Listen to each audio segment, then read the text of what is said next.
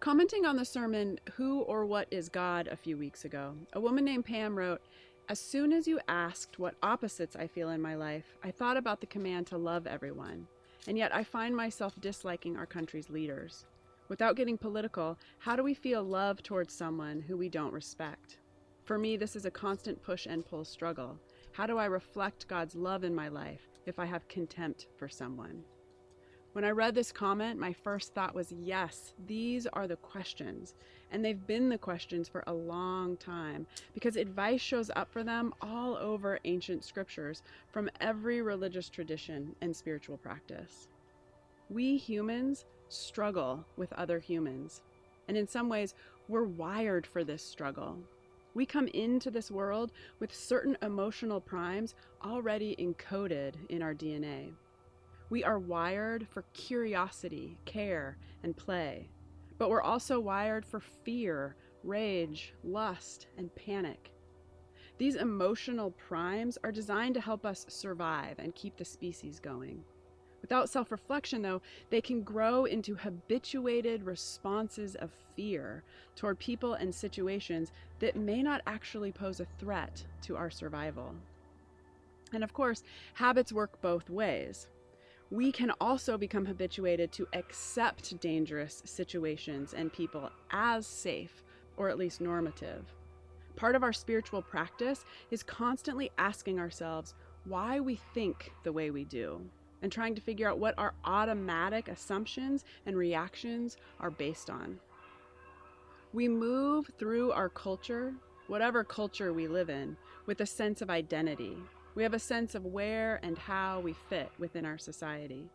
Where this sense of identity comes from is complex, but it's certainly affected by our tribe, clan, family, country, religious affiliation, political party.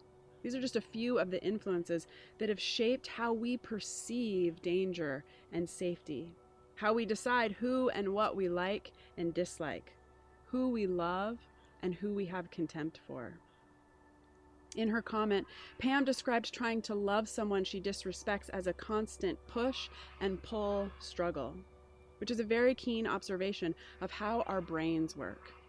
We spend a ton of energy every day moving back and forth between like and dislike, between attachment and aversion. We take in data through our senses and mind. And from this data, we perceive and experience sensation and feeling.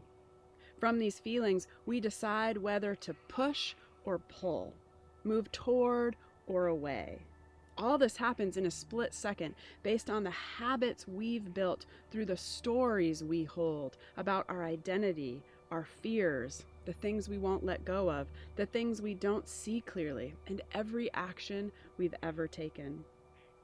This whole cycle from data input to action happens over and over again all day long, reinforcing the habits that help us decide, again, in a split second, whether or not we like something or someone. In the Sermon on the Mount, Jesus tells us many things, including that we are to love our enemies, and in fact, we are to pray for them.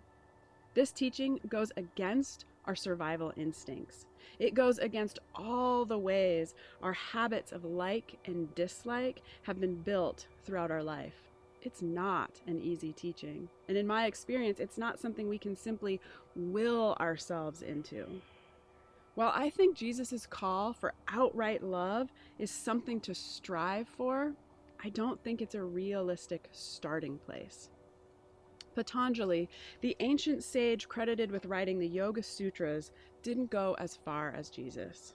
He didn't ask us to love our enemies. He asked us to develop impartiality toward them.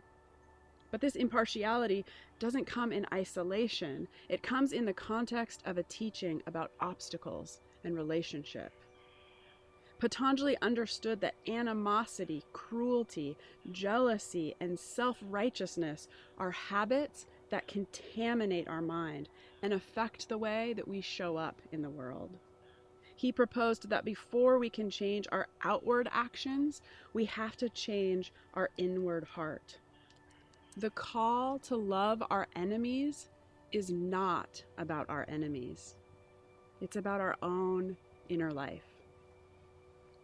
Patanjali suggests that in the face of our own animosity, cruelty, jealousy, and self-righteousness, we cultivate habits of friendliness, compassion, happiness, and equanimity.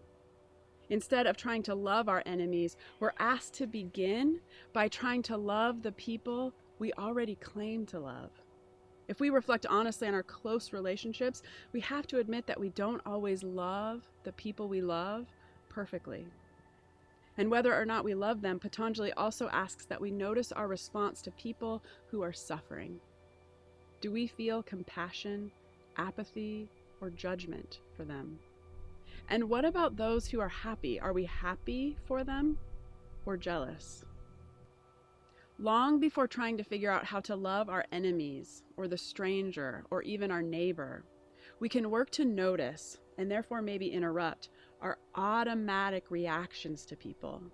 I invite you to spend an entire day noticing your reaction to every person you come in contact with, people you speak to, pass on the street, see on TV. What assumptions do you make about them? Do you deem them good or bad, happy, sad, virtuous, worthy of contempt? As you notice your reactions, can you trace them back? Can you figure out why you feel the way you do about them?